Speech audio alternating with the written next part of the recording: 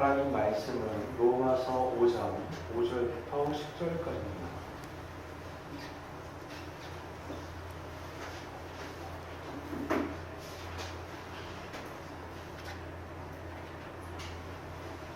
로마서 5장 5절부터 10절까지입니다. 봉독하겠습니다. 소망이 우리를 부끄럽게 하지 아니하면 우리에게 주신 성령으로 말미암아 하나님의 사랑이 우리 마음에 부은 바 되니 우리가 아직 연약할 때의 기약대로 그리스도께서 경건하지 않은 자를 위하여 죽으셨도다.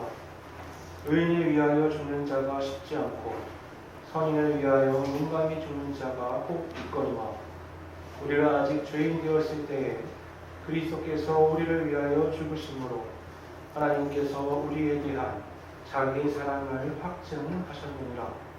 그러면 이제 우리가 그의 피로 말미암아 의롭다 하심을 받았으니 더욱 그로 말미암아 진노하심에서 구원을 받을 것이니 곧 우리가 원수 되었을 때에 그의 아들의 죽으심으로 말미암아 하나님과 화목하게 되었은즉 화목하게 된 자로서는 더욱 그의 사랑하심으로 말미암아 구원을 받을 것이니라. 아멘. 우리가 지난주 나눈 말씀을 한번 생각해 보면 우리가 믿음으로 의롭다 하심을 받아서 하나님과 평화를 누리게 되었고 또 하나님의 영광을 바라는 즐거운 소망을 갖게 되었다라고 우리가 들었습니다. 나아가 이 소망은 단지 평안할 때만 유효한 것이 아니라 환난 가운데서도 유용하다는 것을 우리가 알았어요. 환난이 인내를, 인내는 연단은 소망으로 이어진다라고 말씀합니다. 그러니까 소망이라는 게 아주 역설적으로 풀무불 같은 연단의 과정을 통과하면서 우리에게 주어진다는 겁니다. 믿음이 우리를 은혜의 자리로 인도한다면 소망은 하나님의 영광의 자리로 우리를 인도합니다. 여기서 한 가지 중요한 질문이 생기는 거예요. 그래, 소망을 갖는 건 나도 알아. 근데 내 삶의 상황이 이런데 무엇을 근거로 나는 굳건히 하나님을 바라보며 소망을 가질 수 있는가? 희망 고문이라는 말 있죠. 열심히 무언가를 감정적으로 믿고 쫓아가는데 싱그러처럼 잡히는 게 없는 거예요. 오늘 본문에서 말씀하는 소망은 그런 근거가 없거나 근거가 약한 또는 불확실한 것에 기반을 둔 것이 아니라 아주 명확한 것에 기반을 두고 있습니다. 첫 번째는 역사적 사실이고요.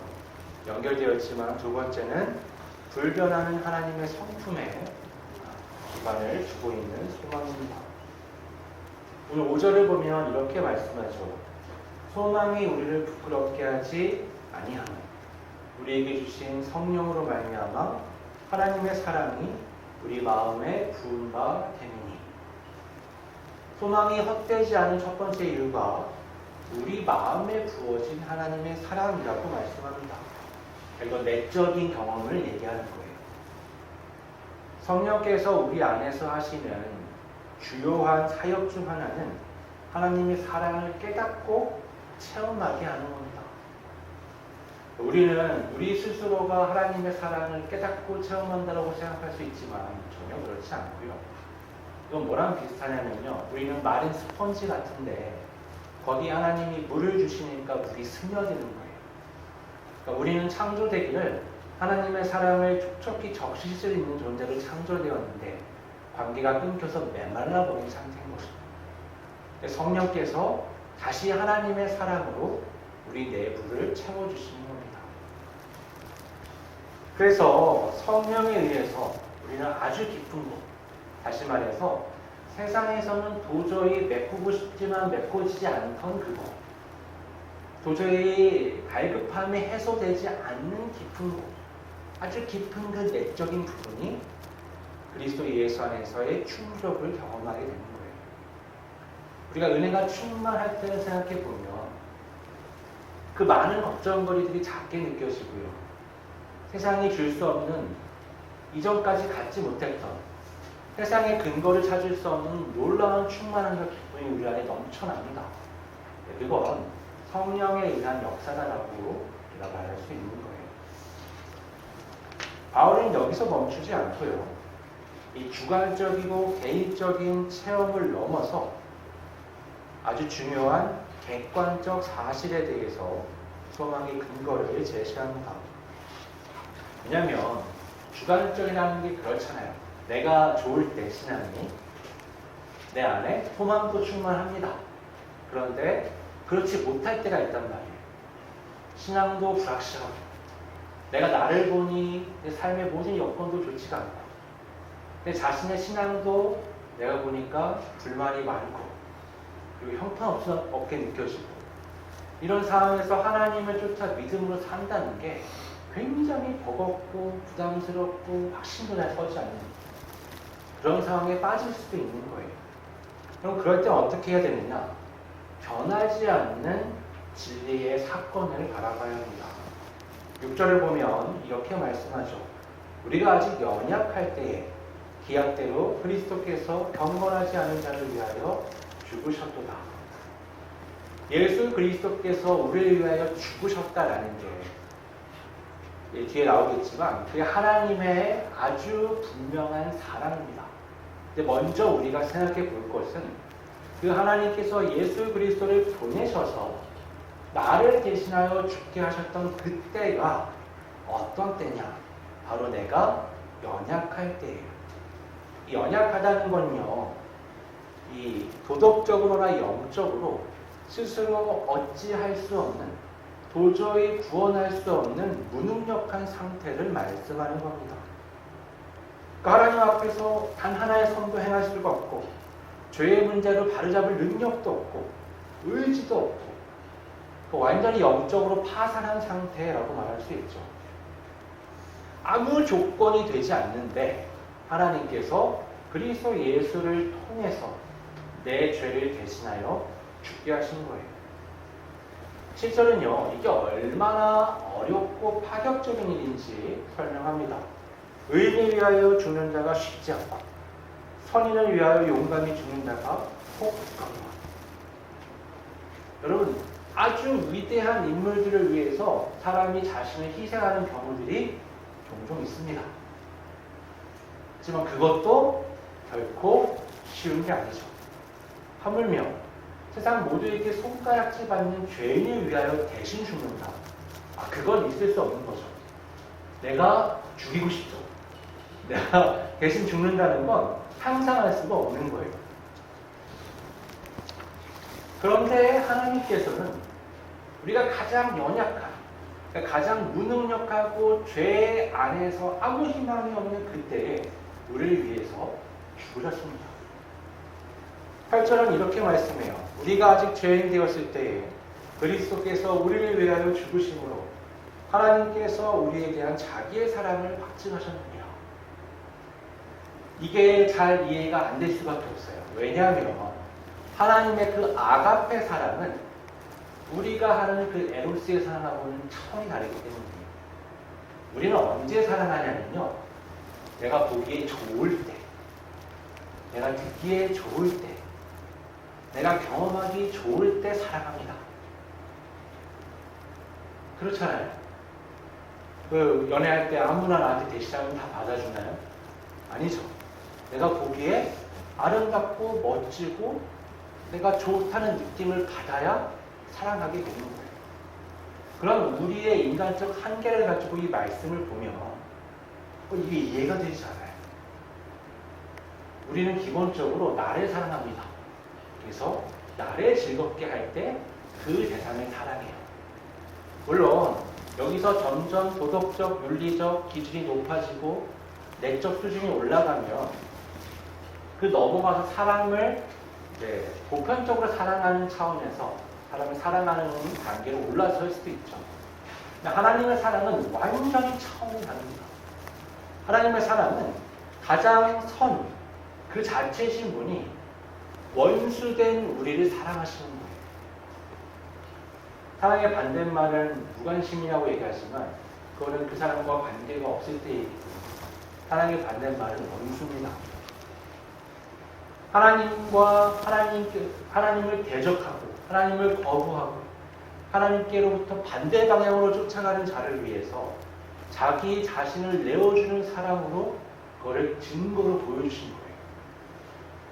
우리가 하나님을 믿는다는 것, 예수님을 믿는다는 것, 그 십자가를 바라보면서 나를 향한 하나님의 사랑이 이해 안 될 정도로 놀랍지만 그게 분명한 사실로 역사적 사건으로 일어난 걸 보면서 믿는 겁니다.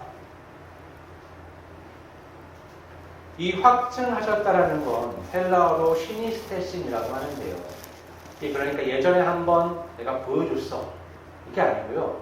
이건 지금도 보여주고 앞으로도 계속 보여주는 효력이 있는 걸 얘기하는 거예요.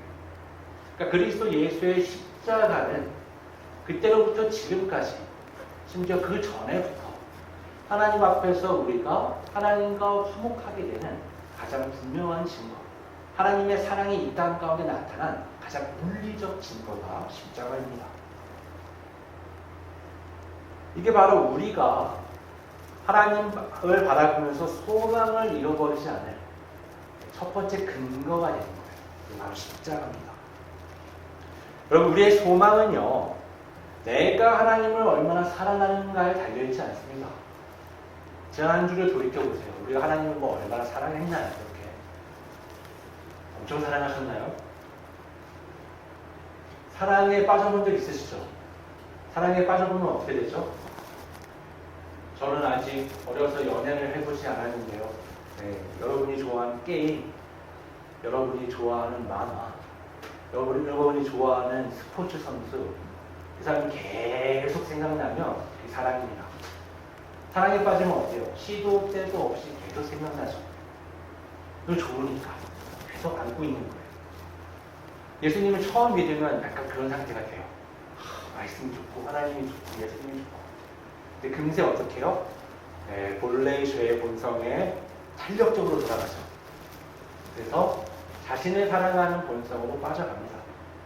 또 말씀 듣고 뭐 하다 보면 하나님을 향한 사랑이 올라갔다가 아니었다가 또 하나님을 놀라운 은혜를 경험하며 올라갔다가 또 아니었다가 네, 정상이세요. 그게 계속 그럴 수가 없습니다. 그래서 우리의 소망은요, 내가 하나님을 얼마나 사랑하느냐에 있지 않아요. 그렇게 되면 좌절의 연속이에요. 그런 신앙은 존재하지 않습니다. 우리의 소망은 어디에서 오느냐? 우리가 아직 죄인 되었을 때, 원수였을 때, 아무런 자격이 없을 때, 그 아들 예수 그리스도를 보내서 죄를 대속하게 하신 그 하나님의 사랑에 근거를 두고 우리가 소망하는 거예요.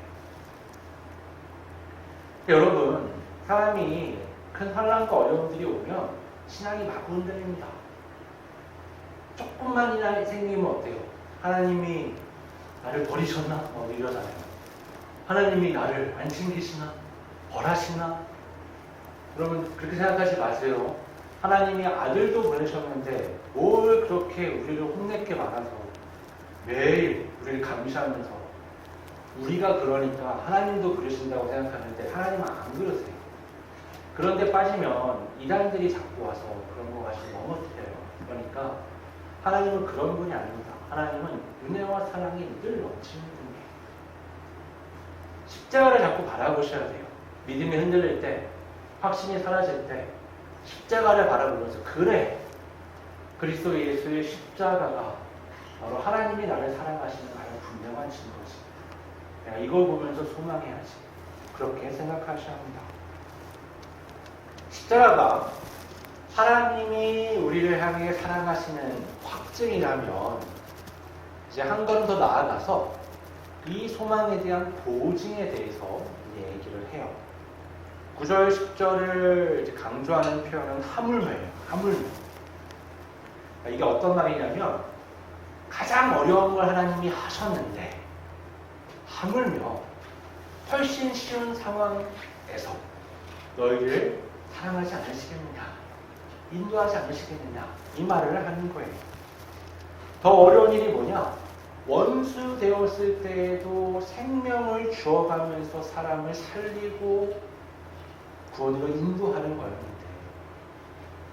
하물며 지금 하나님 앞에 의롭다 하심을 받은 너희를 하나님이 인도하지 않겠냐는 거예요.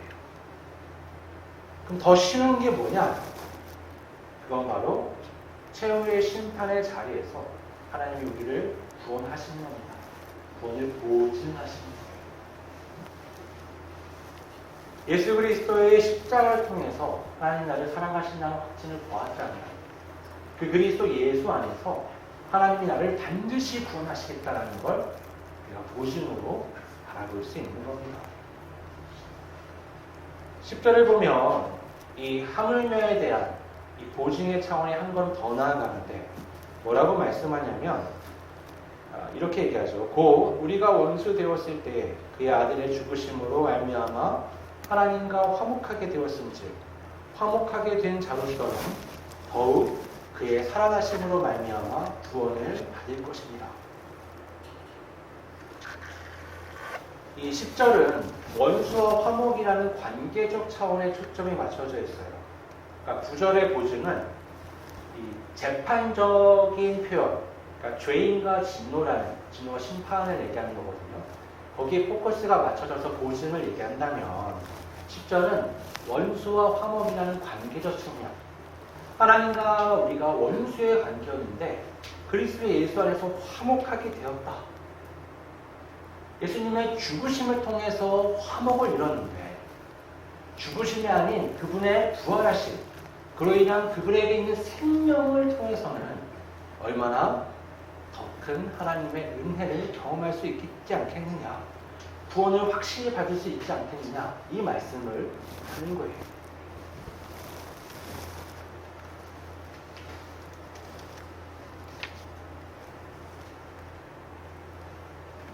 이미 원수에서 자녀로 관계가 전환되었기 때문에, 회복되었기 때문에 더욱 그의 살아나심으로 말미암아 구원을 받을 것이다 라고 말씀합니다. 우리가 늘 염두해야 될 것 중에 하나는 이거예요. 예수님이 2000년 전에 죽으셨어. 그리고 먼 미래에 예수님이 오실 거야. 이렇게만 생각하면 안 되고요. 지금 현재 부활하신 그 예수께서 바로 하나님의 보좌 우편에서 나를 보고 계신다는 거예요. 나와 함께 하신다는 겁니다.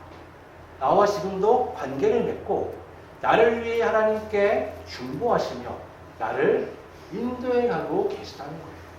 그 부분이 아주 중요한 겁니다.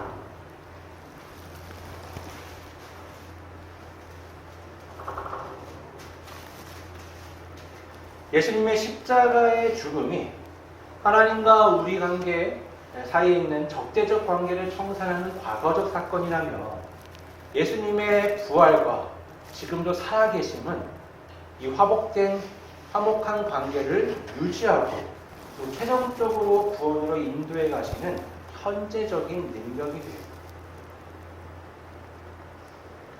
예수님의 그 살아계심이 현재 진행형의 구원의 능력이 되는 겁니다. 구원의 보증이 되는 거예요.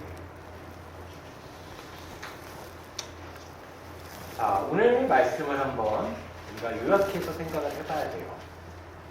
왜 소망이 우리를 결코 부끄럽게 하지 않느냐? 왜 실망시키지 않느냐?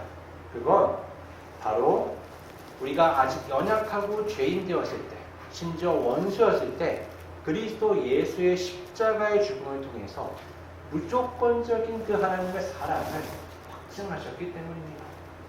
하나님이 나를 절대 포기하지 않는다는 표지를 우리에게 주셨어요. 두 번째로 하물며예요. 그렇게까지 하신 하나님께서 지금 우리가 하나님의 자녀가 되었고 또 특별히 그리스도 예수께서 이제는 살아계심으로 하나님 우편에 계신데 우리를 당연히 구원으로 인도하지 아니하시겠냐라는 겁니다. 이게 두 번째 소망의 근거가 되는 겁니다. 처음부터 끝까지 예수 그리스도가 우리 소망의 근거가 되시는 거예요. 그분의 죽으심, 그분의 부활하심이 근거가 되는 겁니다. 여러분, 우리는요 너무 흔들리는 존재예요. 하루에도 12번 감정이 변하잖아요. 생각이 변하고. 변덕이 사람의 미덕이라고 하지만 우리는 너무 죽을 듯 변덕을 부립니다. 우리 신앙도 그렇죠. 항상 기억하셔야 돼요. 우리는 나에게 기반을 둔 신앙의 삶을 사는 게 아니고요. 하나님께 기반을 둔 삶을 사는 거예요. 그럴 수 있죠. 내가 내 신앙의 모습을 보며 반성할 수 있어요. 그리고 더 나은 삶을 위해서 기도하며 우리가 노력할 수 있죠. 하지만 반드시 기억하셔야 돼요. 그건 큰 의미가 없습니다. 우리는 그리스도 예수를 통한 하나님의 그 놀라운 은혜 안에서 100% 살아가는 거예요. 그걸 계속 기억하는 것, 그걸 계속 바라보는 것, 그게 바른 신앙의 그 삶입니다. 그 삶으로 소망을 잃지 않고 나아가는 우리 모두가 되기를 바랍니다. 아버지 하나님, 내 소망을 잃지 않기 원합니다. 세상이 줄 수 없는, 그래서 하나님께서 그리스도 예수를 통해서만 그분의 죽으심과 그분의 사심을 통해서 오직 믿음으로만 얻게 하신 그 하나님의 놀라운 사랑의 기반을 위해서 특별히 그것을 받은 그리스도인답게 그것을 잃지 않고 날마다 확인하며 하나님의 소망을 따라 구원의 길을 걸어가는 모두가 될 수 있도록 그러기로소서. 거룩하신 예수님의 이름으로 기도드립니다. 아멘.